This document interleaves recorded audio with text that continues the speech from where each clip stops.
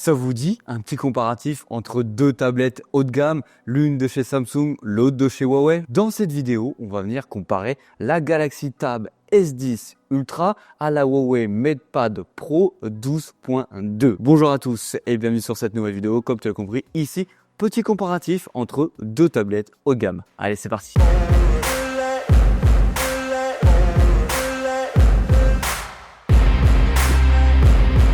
Bien sûr, comme d'habitude, n'hésite pas à t'abonner, à liker, ça me permet de te produire ce genre de vidéos à l'avenir et surtout venir te produire plus de vidéos de ce genre en comparatif. Alors, on a deux approches de chaque côté entre ces deux tablettes, que ce soit du côté de Huawei ou de chez Samsung. Déjà, au niveau du prix, on a un prix totalement différent entre les deux. Du côté Samsung, on a un prix beaucoup plus premium que du côté de la tablette Huawei. Bon allez, c'est parti. Petit comparatif entre les deux. Comme tu l'as compris, au niveau de l'écran, on a une version de 12,2 pouces et l'autre une version de 14,6 pouces. Dans ce comparatif, on ne va pas s'arrêter là-dessus car c'est une approche complètement différente sur les deux tablettes haut de gamme.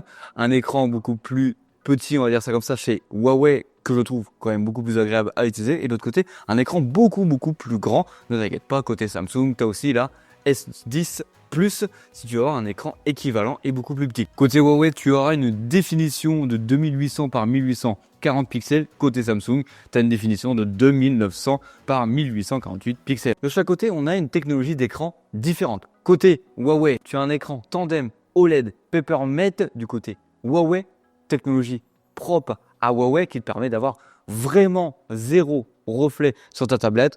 Petite démonstration, tu peux voir qu'actuellement, j'ai bien mes lights face à moi et j'ai zéro reflet sur la tablette. Pour te l'illustrer encore mieux, je te montre avec la tablette Samsung, tu peux voir qu'on a bien le reflet de mes lights dessus. Alors côté Samsung, on est sur un dynamique AMOLED. Alors concrètement, la différence entre les deux écrans, c'est quoi? Côté Huawei, tu as réellement un anti-reflet qui marche vraiment. Tu as l'impression d'avoir une liseuse, comme par exemple les liseuses Amazon, mais cette fois-ci sur une tablette, donc avec toutes tes applications et tu fais ce que tu veux avec. Côté Samsung, c'est un écran Samsung, donc un écran ultra vif et hyper dynamique. Côté puissance, cette fois-ci, chez Samsung, sur notre version, on retrouve le MediaTek 9300 Plus, adossé à 12 Go de RAM et plusieurs stockages disponibles. Tu vas voir le 256, le 512 et le 1 Tera. Côté Huawei, on va retrouver le Kirin T91, elle aussi avec 12 Go de RAM et 256 Go de stockage ou 512 Go de stockage. Je te montre dès à présent une petite image du Geekbench réalisé entre les deux tablettes. Comme ça te donne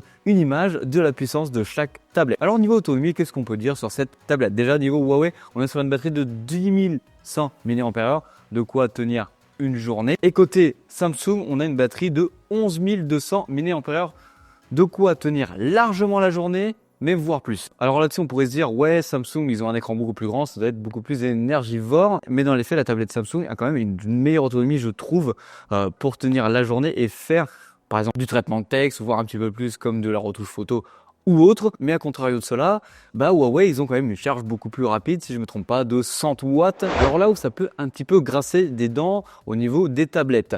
Généralement, tu prends une tablette de ce calibre-là, c'est surtout pour venir travailler avec et à faire un petit peu de loisirs à côté. Donc, elle est là pour durer dans le temps. Côté Samsung, Samsung annonce en théorie des mises à jour jusqu'à 2031, ce qui fait une tablette avec une énorme longévité. À côté de ça, Huawei annonce environ 3 ans de mise à jour majeure, mais sans dire qu'ils s'arrêteront réellement au bout des 3 ans. Ça se trouve, ils continueront un petit peu plus tard. C'est pas un 3 ans ferme du côté de chez Huawei. Côté photo, à l'arrière des deux tablettes, tu as la même configuration, c'est-à-dire un 13 mégapixels et un 8 mégapixels en ultra grand angle. Sur la face avant, on a tous les deux une caméra pour venir faire des visioconférences. Je trouve que la qualité de la caméra selfie est un petit peu meilleure côté Samsung que sur la tablette de chez Huawei. Niveau poids entre les deux, côté Huawei, on est quand même beaucoup plus léger, 508 grammes contre 718 grammes pour la tablette de chez Samsung.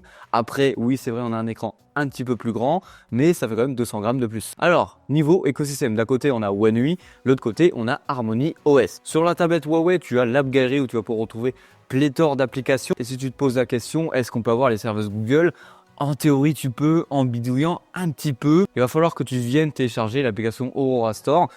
Et après, tu vas pouvoir installer n'importe quelle application du Play Store. Parce que Aurora Store, c'est quoi? C'est un miroir du Play Store. Je t'invite à aller checker ma vidéo juste ici, si tu veux aller la voir pour te montrer comment on fait. Alors, on pourrait me poser la question, est-ce que sur la tablette Huawei, on a de l'IA? Alors, à proprement parler, côté Huawei, tu n'as pas d'IA si tu recherches une IA comme ChatGPT. Tu en as sur la partie photo où Huawei était quand même un des pionniers sur la partie IA photo. Mais tu peux en avoir en téléchargeant l'application Microsoft Office sur l'App Gallery où tu vas pouvoir retrouver tout simplement tout ce qui est PowerPoint Doc, mais tu vas pouvoir aussi retrouver Copilot, l'IA de Microsoft. Donc tu as Copilot de Microsoft que tu peux venir installer comme IA en comparaison à ChatGPT, mais du coup, vu que tu peux télécharger Gemini via le Aurora Store, tu as aussi Gemini de disponible sur la tablette. Et pour en finir sur l'écosystème côté Huawei, sur l'interface, tu as quelque chose de fluide, ultra simple, très réactif et en vrai, tu ne seras pas perdu par rapport à ce que tu as pu déjà utiliser. Côté Samsung, actuellement, on est sur la mise à jour One UI 6.1.1. Pour télécharger les applications, c'est comme tout produit Android, tu as le Play Store ou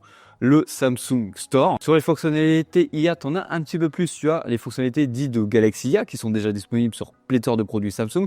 Tu as aussi les technologies de Google comme Circle to Charge qui, je trouve, est l'une des meilleures fonctionnalités IA de cette année. Et tu as un lien qui se fait un petit peu plus rapidement, par exemple avec un produit Windows. Alors, de parler très brièvement du clavier par défaut qu'on reçoit lors de la commande de notre tablette. Du côté de Huawei, gros avantage parce que tu as un trackpad, c'est-à-dire que tu vas pouvoir simplement avoir une souris sur ton clavier pour venir l'utiliser au quotidien, ce qui se rapproche beaucoup plus d'une expérience PC. Sur le clavier, tu auras des touches beaucoup plus longues quand tu vas venir appuyer dessus. En plus de ça, tu as quand même beaucoup plus de positions d'inclinaison avec le clavier par défaut de Huawei. Et en plus de ça, le stylet, tu vas venir le ranger directement dans ta coque entre la tablette et le clavier. Alors côté Samsung, au niveau du clavier, tu as des touches beaucoup plus courtes. Tu as le raccourci directement pour Gemini ou Bixby sur le clavier et tu as un petit peu moins de position d'inclinaison sur ton clavier, en tout cas avec ta tablette de disponible.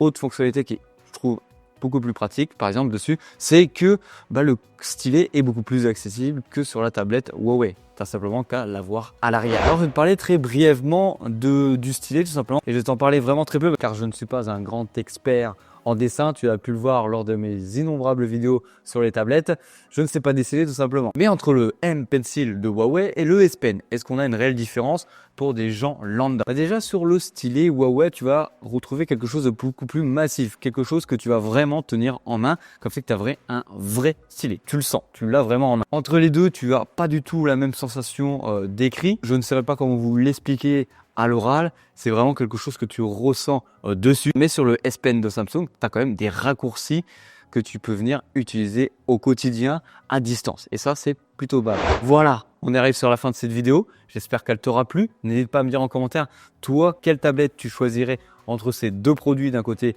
Huawei, de l'autre Samsung. Ça dépend vraiment de ta vision et si tu as envie d'explorer autre chose. Comme d'habitude, c'était Hugo sur la chaîne Gigatop. On se fait un gros bisou.